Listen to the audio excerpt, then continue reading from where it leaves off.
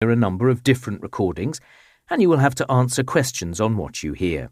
There will be time for you to read the instructions and questions, and you will have a chance to check your work. All the recordings will be played once only. The test is in 4 parts. At the end of the test, you will be given 10 minutes to transfer your answers to an answer sheet. Now turn to part 1. You are going to listen to a telephone conversation between a caller and a call centre operator. As you listen, complete the numbered spaces in the identification form in the book. First, you have some time to look at questions 1 to 5.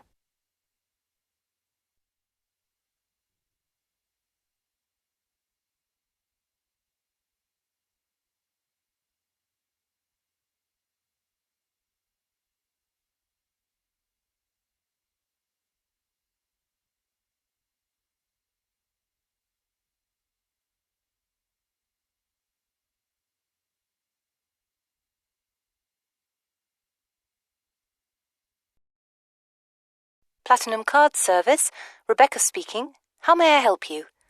I've got a few problems with my credit card account. Okay. What is your credit card number? Let's see. It's here somewhere. Here it is.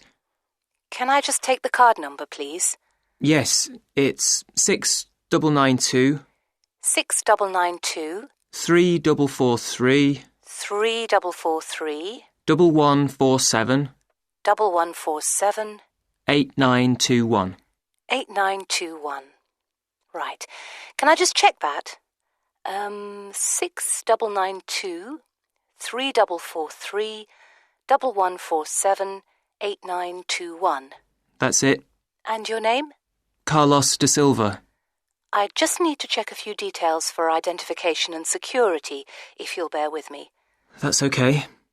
And what's your postcode? SE1 8PB. SE1 8PB. That's it. Vauxhall Close, London? Yes, that's right. And the house number? 43. And can you give me your date of birth? 13th of the 7th, 63. And one further check, if I may. Can you give me your mother's maiden name? Yes, it's Moore. Is that Moore? Yes, that's it. Before the caller and operator continue their telephone conversation, look at questions 6 to 10.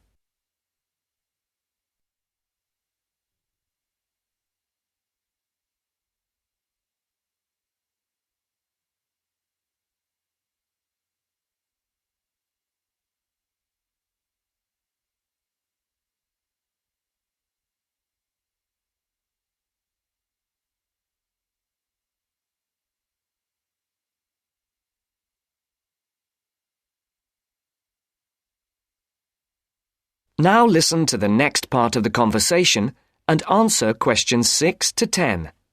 For these questions, there are 3 alternatives: A, B, and C.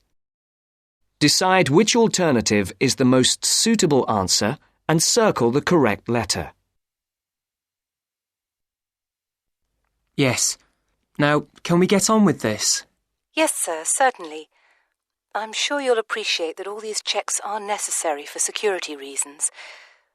So, what exactly is the problem? Problems? Okay. Well, first, your computer seems to have gone mad. I sent you £500, and on the statement for the account, it shows that I only paid £300. Yes. The account does only show £300 was paid.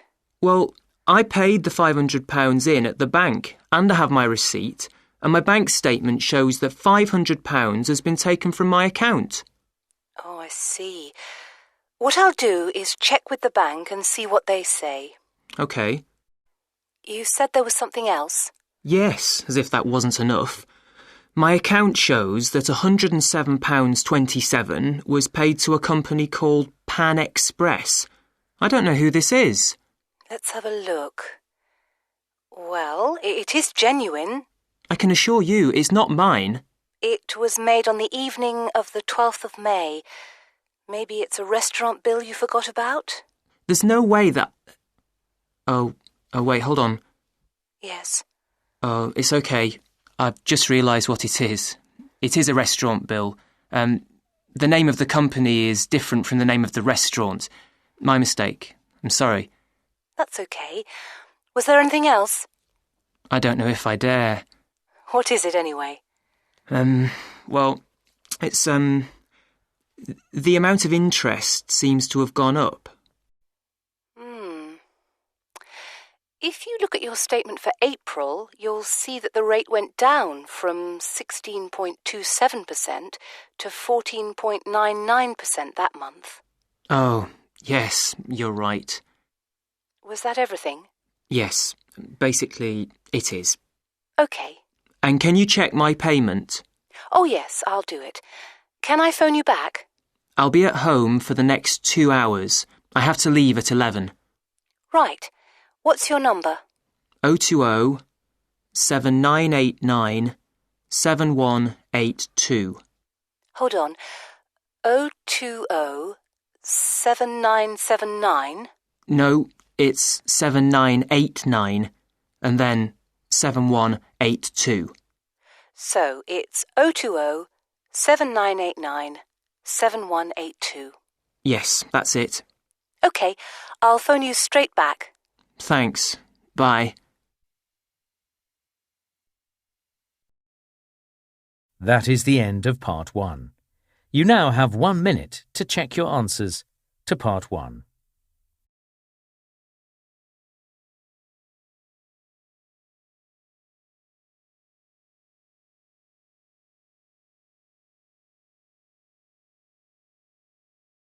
Part 2. You are going to hear a radio interview about giving up smoking. First, look at questions 11 to 13.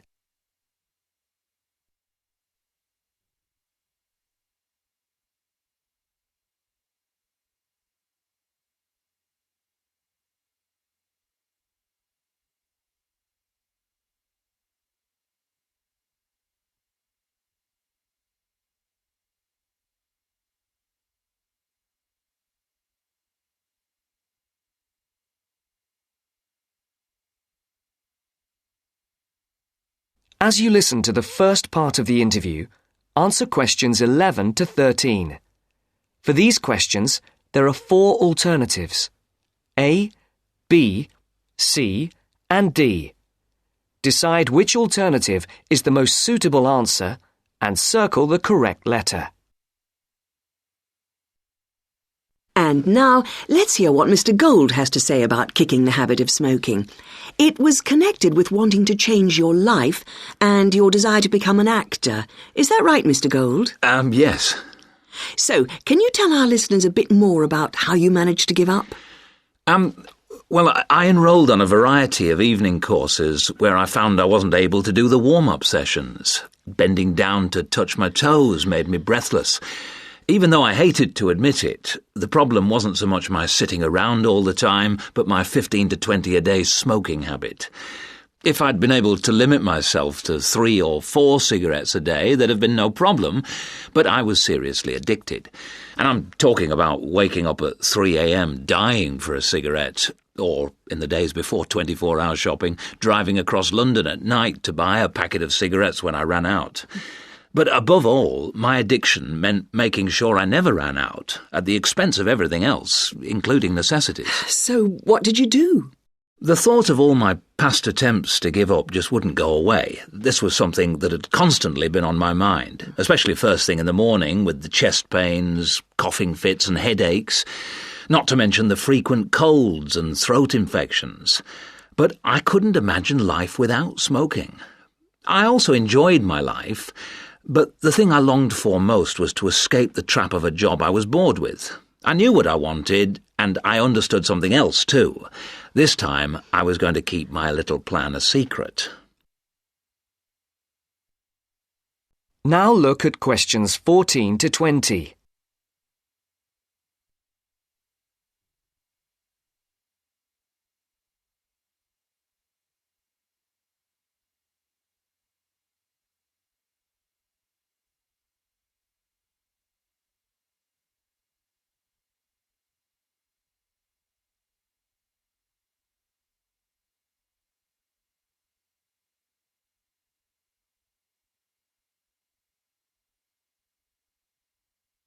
As the interview continues, complete the sentences.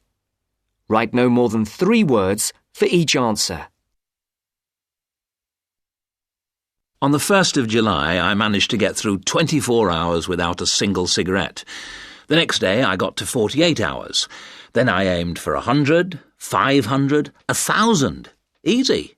It was my own little private game and I was winning it. If anyone mentioned they hadn't seen me smoking, I simply said I was cutting down. I had to be sure of success.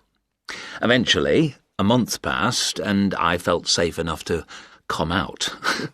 I'd lost count of the number of hours I'd gone without a cigarette. All I suffered was a couple of bad headaches, and then I was set for my most healthy year ever. Not one single cold for over 12 months. I now realise that the secret of my success was to look upon this as an exciting adventure, a way of helping me to become an actor.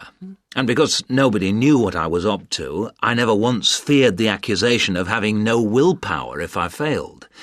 With the right attitude, the whole thing turned out to be a lot easier than expected. I finally did get into much better physical shape, go to drama school, and become a professional actor. Very interesting indeed. I'm sure we all wish we had Mr. Gold's determination. Well, thank you very much, Mr. Gold. And I hope our listeners will learn from the experience you and our other guests have talked to us about today, and perhaps find their own road to success. That is the end of Part 2. You now have half a minute to check your answers to Part 2.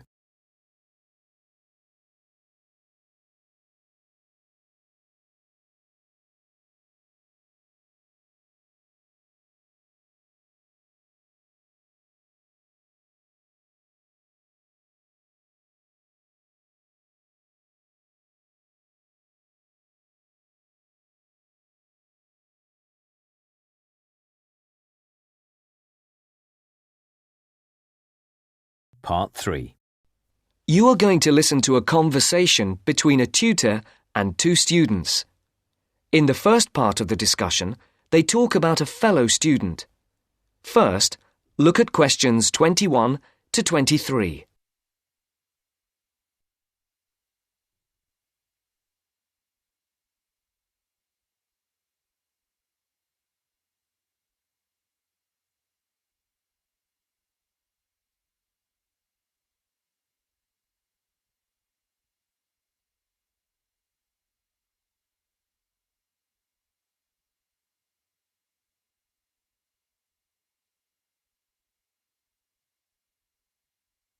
As you listen, answer the questions. Write no more than 2 words for each answer. Francis and Steve. Hi. Now, before we start the tutorial, am I right in thinking that you haven't heard about Lorraine? No. What about her? She's already left. What? Well, she hasn't told anyone. You sound surprised. Weren't you half expecting it? Yes, but she could at least have told us, though. We've been on the course together for the past 3 years, and it would have been nice to know. She always was the sort to keep herself to herself. Yes, I know what you mean. Did she give any reason? Well, she got that job. What? Yes, and she's been given permission to leave, as there's only a week to go before the end of the course. But she'll be back for the exam week. Oh, well, we'll just have to catch her on the mobile after the class. She's gone back to Wales first. Oh, dear. We'll get hold of her on the mobile. She did say that it might not be possible to contact her for a couple of weeks. Oh, OK. If that is what she wants. Before the conversation continues, look at questions 24 to 30.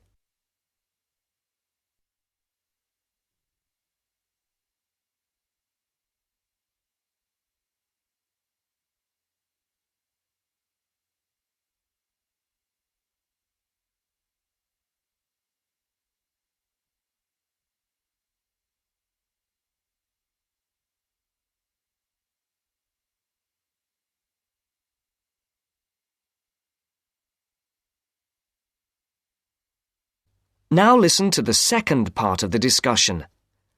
The tutor and the two students are talking about assessment marks.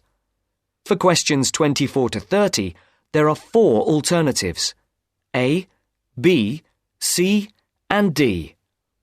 Decide which alternative is the most suitable answer and circle the correct letter.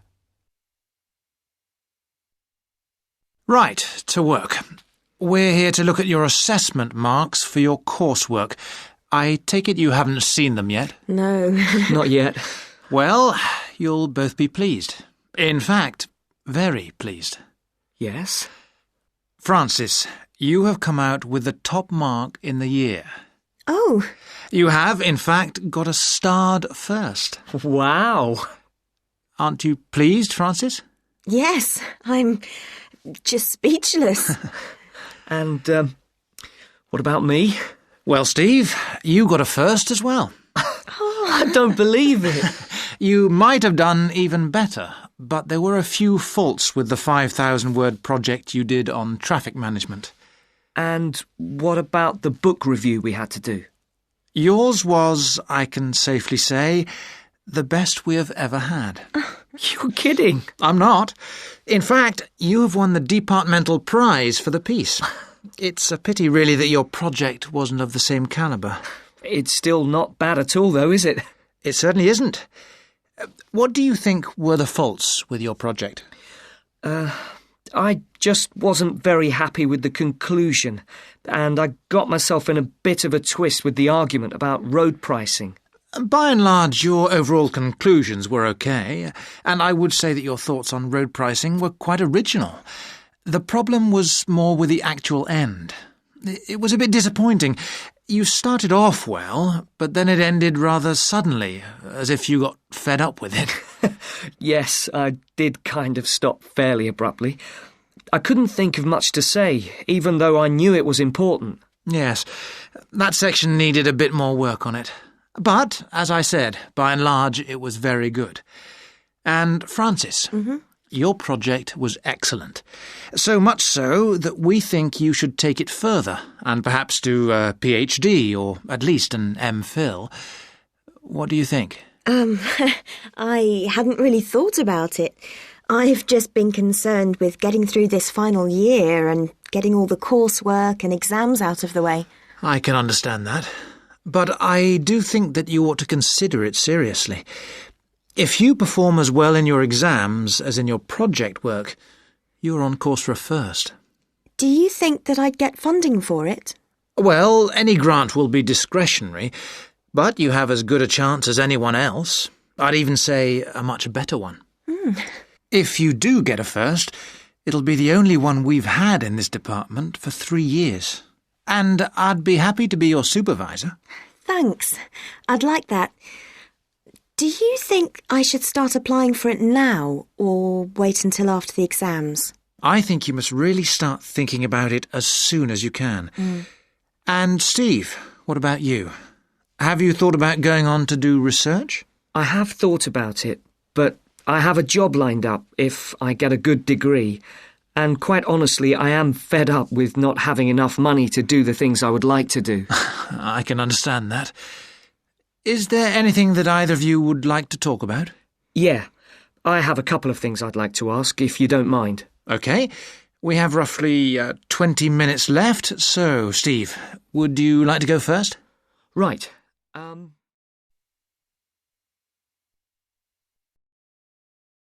That is the end of Part 3. You now have half a minute to check your answers to Part 3.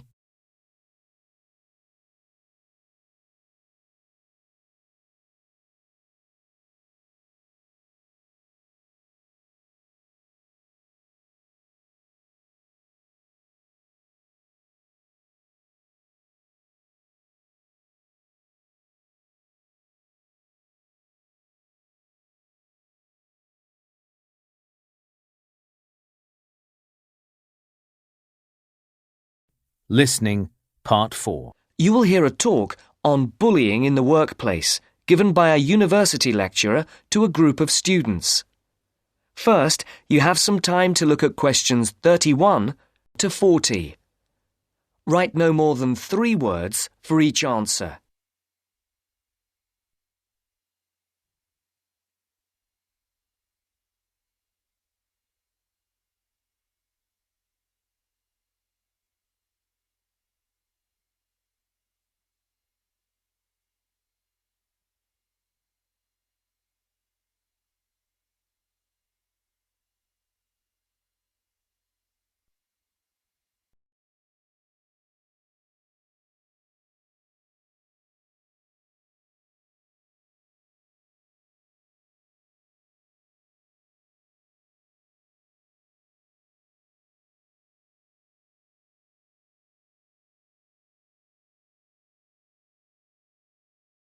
Good morning. My name is Dr. Mervyn Forrest, and I specialize in management techniques and training. I've been invited here today to talk to you about the cost to the economy of bad management. And what I would like to dwell on first is an area that has recently been exercising everyone, and that is coercion in the workplace, or, to put it more simply, bullying. It has been estimated that bullying at work costs the British economy up to £4 billion a year in lost working time and in legal fees. And with the problem apparently on the increase, it is time that managers took on board what is happening. I would like to think that what is perceived as bullying is nothing more than lack of experience, insecurity, or lack of awareness on the part of managers, and not a conscious effort to attack someone. But that is perhaps a case of my being naive or over-hopeful. Before we break up into groups to look at the first task on the handout you've got, I'd like to give you a start with some of the main bullying methods that have been identified so far. Basically, what I'm going to do here is to give you examples of 1 or 2 points. Can you all read the OHP clearly? Yes? Right, off we go. The first item on the list is giving people tasks which managers themselves cannot do and which are therefore impossible to achieve. This is, in fact, a very common strategy used by managers to manage their subordinates. It gives certain people a false sense of security as they watch others failing while they try to achieve the goals set. Another simple bullying technique is constantly moving the goalposts, especially when one's employees are in the middle of a task. This is not bad management, it is just plain stupid. All targets and goals set should be easily achieved within a realistic timescale. Sending memos to someone else criticizing the performance of a task where the individual has no way of replying is another common technique, especially when the manager concerned does not reply or makes it impossible for subordinates to contact him or her by not answering the telephone or not replying to emails.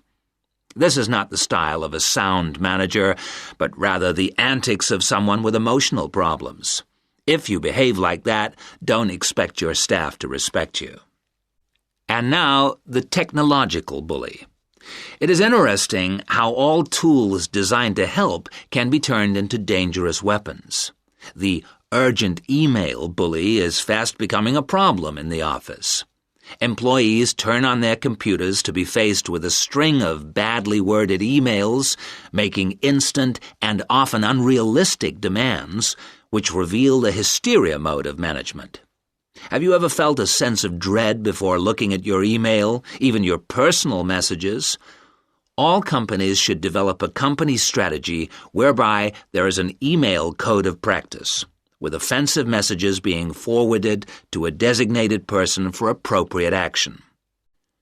I would now like you to break up into groups and brainstorm other bullying techniques which you think you may have experienced, and perhaps, if you're honest, which you have been party to. I can think of at least 9 more bullying strategies. I would also like you to consider ways in which you think that each of the techniques on your list can be countered. Is everyone clear as to what the task is? Yes? Okay. You've got 20 minutes to do this.